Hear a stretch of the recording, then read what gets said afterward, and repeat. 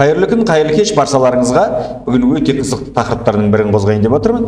Линейка жоқ болып кетсе, оны қайдан табамыз? Жалпы линейка деген не ол? Міне осы сұраққа жауап береміз.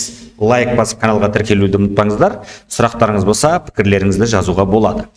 Енді қараңыздар. Линейка деген не ол? Не үшін керек? Ол үшін мынандай мысалға көріп отырсыздар, төбесінде мынандай пространствоны тартуға, оңға, солға жасайтын нәрсе. Ол мысалға витқа кіресіздер, вит кіргеніңізде линейка деген басасыздар.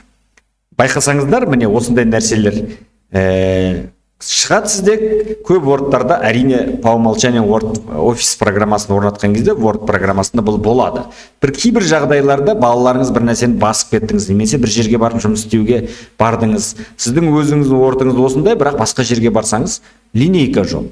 Бір өте ыңғайсыз жұмыс істеуге, міне осы мәселені линейка деген осы үшін керек. Мысалы қараңыздар, бір текст жазыңыздар, и принтерге білесіздер, стандартный бойынша үлкен экономдайды, сол жағынан, оң жағынан бізде сантиметрлер алады. Мысалға сізге ешқандай настройкаға кірмей-ақ осы жерден полияны тартуға болады. Мысалы төбеге көрдіңіздер, мысалы бір кейде экономдайын деп жатсыз, параққа бір өзіңізге бір сөздерді немесе бір документті шығарайын деп жатсыз. Міне дәл осылай солға қарай, оңға қарай бүйтіп тартуға болады текстті.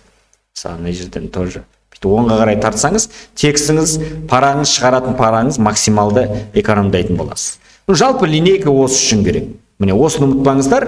Осы линейканы қайдан табамын десеңіздер, осындай менюлардың ішінен витке кірсеңіздер, осы линейка дегенге галочка қоясыздар.